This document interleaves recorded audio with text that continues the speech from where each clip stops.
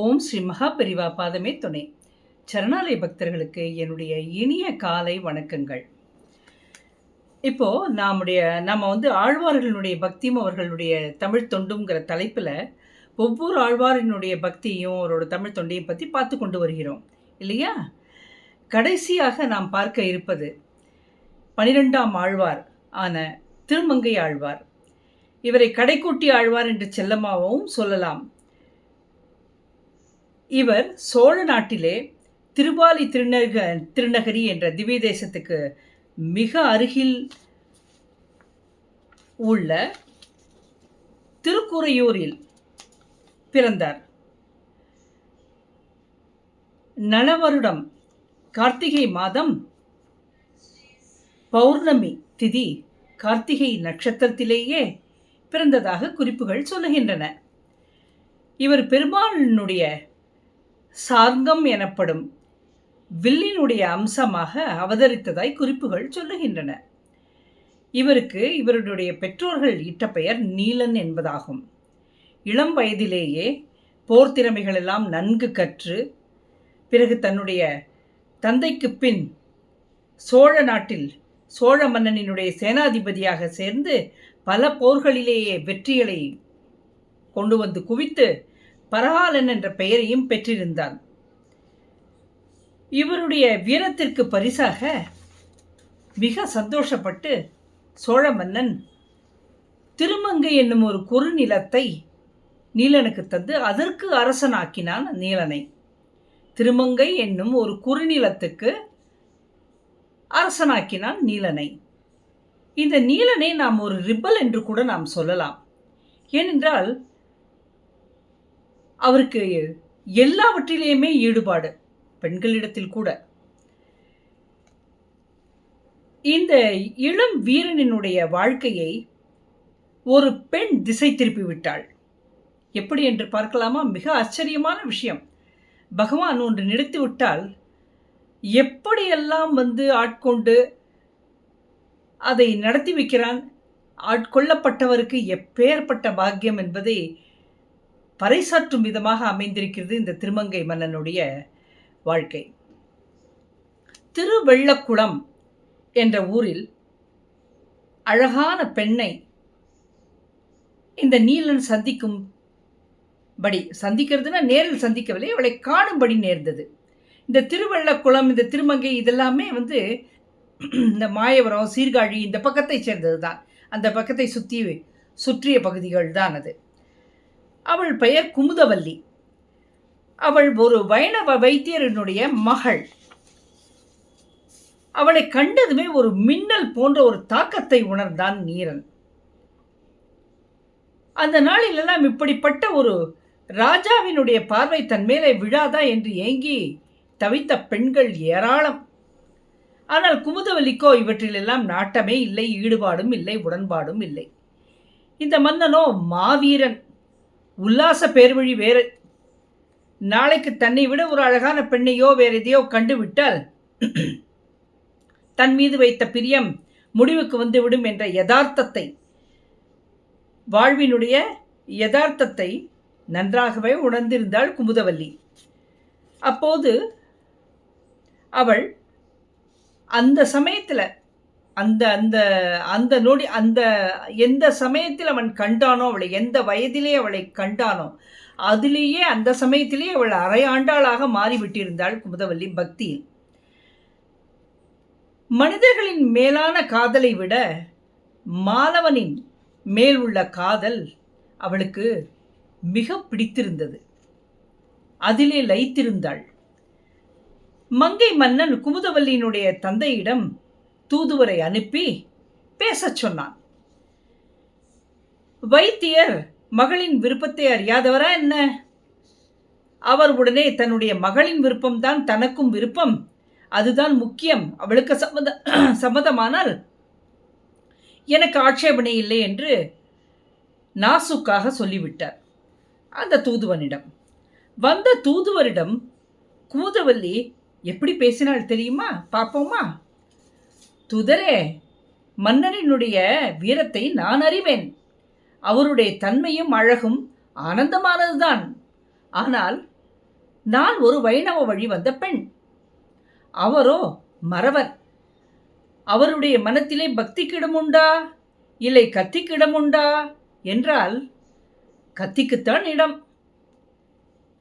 இதை அவரும் அறிவார். ஆனால் எனக்கோ பக்தி பெரிது. அதுவும் ஏக மனதாக மாலவனை வழிபடும் தூய நெறியை வாழ்வின் நெறியாக கொண்டவள் நான்.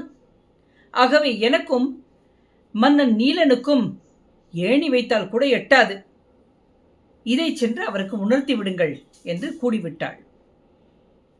இந்த நாட்டில் அவரை மனம் செய்து கொள்ள அநேக பெண்கள் தயாராக இருப்பார்கள். அவர்களில் ஒருவரை மனம் புரிந்து நன்கு வாழச் சொல்லுங்கள் என்றும் சொன்னாள். விஷயம் திருமங்கை மன்னன் காதுக்கு எட்டியது. குமுதவல்லியினுடைய மன தெளிவையும் அவளினுடைய துணிச்சலையும் கண்டு ஆச்சரியப்பட்டான். அது அவனை கவர்ந்தது. அவள் சொல்லி அனுப்பிய தகவலை தூதுவனிடம் திரும்ப திரும்ப சொல்லி கட்டளையிட்டான். பல முறைகள் கேட்டான். நன்றாக மனதில் அவள் சொல்லி அனுப்பிய அந்த தூதை, அந்த விஷயத்தை மனதிலே நன்றாக உள்வாங்கிக் கொண்டான். முடிவாக அவனுக்கு ஒரு விஷயம் மனதிலே தெளிவாக புலம்பட்டது. எந்த ஒரு இடத்தில் கூட எனக்கு மன்னனை பிடிக்கவில்லை என்ற அர்த்தத்தில் அவள் பேசவே இல்லை குமுதவல்லி. அதுதான் அந்த விஷயம். குமுதவல்லி சந்தித்து நேராக பேச வேண்டும் என்று தீர்மானித்தான். உடனே தன்னுடைய குதிரைகளில் சிறந்த குதிரையான ஆடல்மா என்று பெயர், அந்த குதிரையினுடைய பெயர் ஆடல்மா, அந்த ஆடல்மா குதிரையின் மீது ஏறிக்கொண்டு குமுதவல்லியின் வீட்டின் முன்னால் வந்து நின்றான். வைத்தியர் மன்னனை பார்த்ததும் கதிகலங்கி போனார். உடனே குமுதவல்லியிடம் ஓடிச் சென்று, நீ அரசனை புறக்கணித்து விட்டதினாலே கோபம் கொண்டு விட்டு இங்கே வந்து விட்டான். என்னையும் மீறி உன்னை தூக்கி கொண்டு போனால் என்னால் ஒன்றும் செய்ய முடியாதம்மா, ராஜவம்பை விலைக்கு வாங்கி விட்டாயே என்று புலம்பினார். குமுதவல்லியோ சிறிதுமே கலங்கப்படாமல் பதட்டப்படாமல் நீலனை அழைத்து வீட்டுக்குள்ளே வரவழைத்து உபசரிக்கத் தொடங்கினாள். அவள் வீட்டிலே எங்கு பார்த்தாலும் பெருமாளினுடைய ரூபங்கள் உடைய சிறிய பல விக்கிரகங்கள் வைக்கப்பட்டிருந்தன. வீடு அழகுபடுத்தப்பட்டிருந்தது. எங்கு பார்த்தாலும் குங்கிலிய புகை மனம் வீசி அந்த இடத்தையே வேறு லோகமாக மாற்றியிருந்தது. உள்ளே நுழைந்தான் நீலன். பிறகு என்ன நடந்தது என்பதை நாம் அடுத்த வாரம் பார்ப்போம். இப்பொழுது நாம் ஆன்மீக செய்திகளுக்கு போய்விடலாம், ஆன்மீக அதிசயத்துக்கு போய்விடலாம். போகலாமா? எல்லா சிவன் கோவில்களிலுமே முன்பில் நந்தி தேவர் சிலை கண்டிப்பாக இருக்கும், இல்லையா? ஆனால் இங்கே நான் சொல்ல போகின்ற கோவிலில் நந்தியினுடைய வாயிலிருந்து சிவப்பு நிறத்தில் ஒரு திரவம் கசிந்து வண்ணம் இருக்கிறது. இது சிவகங்கை மாவட்டம் ஆலங்குடியினுடைய அருகே இருந்து திருப்பத்தூர் செல்லும் வழியிலே உள்ளது. இந்த கிராமத்தின் பெயர் இளங்குடி. இங்குள்ள சிவன் கோவிலில் உள்ள நந்தியினுடைய வாயிலிருந்து ஒரு சிறப்பு திரவம் வழிந்த வண்ணமே இருக்கிறது. அது பார்க்க எண்ணெய் போலவும் பிசுபிசுப்பாக இருக்கிறது. அந்த தொடர்ந்து வழிந்து கொண்டிருக்கின்ற திரவத்தால் நந்திதேவருக்கு சார்த்தப்பட்டிருக்கும் உடுத்தப்பட்டிருக்கும் பட்டு துணிகள் எல்லாமே அந்த திரவத்தில் நனைந்து விடுகின்றன. பக்தர்கள் இந்த திரவத்தை பிரசாதமாக நெற்றியில் இட்டுக் கொள்கிறார்கள். அந்த ஊர் ஜனங்கள் இந்த நந்தி சிலையினுடைய திரவத்தை ரொம்ப புனிதமாக நினைத்து கொண்டாடுகிறார்கள். இந்த விஷயத்தை தெரிந்து கொண்ட ஆராய்ச்சியாளர்களுக்கு அங்கு சென்று ஆராய்ச்சி நடத்த வேண்டும் என்று விருப்பத்தோடு அங்கு வந்தார்கள் அவர்கள். பல ஆராய்ச்சியாளர்கள் வந்து அந்த நந்தியை 1-2 அடிகள் நகர்த்தி கூட வைத்து எல்லாம் பார்த்தார்கள். அப்போ கூட இந்த திரவம் வழிவது நிற்கவில்லை, அந்த நந்தி இடத்தில் மட்டும்தான் வருகிறது. ஏனென்றால் அந்த கோவிலில் பல சிலைகள் இருக்கின்றன. கோவிலை சுற்றியும் நிறைய பிரகாரங்கள் தெய்வங்கள் எல்லாம் இருக்கின்றன. கோஷ்ட தெய்வங்கள் என்று சொல்லுவோம் இல்லையா, கோஷ்ட தெய்வங்கள் என்று, பிரகார தெய்வங்கள் எல்லாம் இருக்கின்றன. ஆனால் இந்த நந்தியினுடைய வாயிலிருந்து மட்டும்தான் அந்த திரவம் வழிகிறது. இந்த இரத்தம் போல வழியும் சிவப்பு திரவத்தை அந்த ஊர் மக்கள் அது எப்படி சுரக்கிறது என்பதை வைத்து தங்களுடைய சாகுபடி, மகசூல், விருத்தி இதை பற்றி எல்லாம் நிர்ணயிக்கிறார்கள், சொல்லுகிறார்கள். திரவம் அதிகமாக சுரக்கும் பொழுது அதிக விளைச்சலும் நல்ல செழிப்பும் இருக்கிறதாம் கிராமத்திலே. அந்த கோவிலில் எத்தனையோ சிலைகள் இருக்கிறது. இருந்தும் கூட இது ஒரு விசேஷமாகவே அமைந்திருக்கிறதே. இந்த ஒரு நந்தி சிலையில் மட்டும்தான் அந்த மாதிரி இருக்கிறது. சுற்றிவல் உள்ள எத்தனையோ கோவில்கள் இருக்கின்றன. கும்பகோணம், தஞ்சாவூர் பதிகள் எல்லாம் கோவிலாக நிறைந்த இடங்கள். அதெல்லாம் எங்கேயுமே இந்த மாதிரி ஒரு அதிசய நிகழ்வு நிகழ்வதில்லை. இதுதான் நம்முடைய ஆன்மீகம். இதை ஆராய்ச்சி செய்வதில் எத்தனை பேருக்கு என்ன பலன் கிடைக்கும்? ஆராய்ச்சியாக மட்டுமே தான் இருக்கும். ஆனால் இப்பேற்பட்ட அதிசயங்கள் தொடர்ந்து கொண்டுதான் இருக்கின்றன என்று சொல்லி நான் இந்த எபிசோடை இன்று நிறைவு செய்கிறேன்.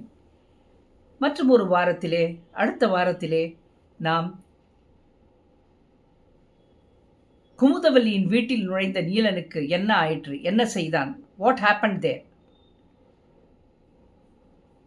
என்பதையும் மற்ற ஆன்மீக அதிசயத்தையும் எடுத்துக்கொண்டு நான் உங்களை சந்திக்கிறேன். மகாபெரிவா பாதமே துணை. ஜெய் ஜெய்சங்கர ஹர ஹர சங்கர, ஜெய் ஜெய்சங்கர ஹர ஹர சங்கர, ஜெய் ஜெய்சங்கர ஹர ஹர சங்கர.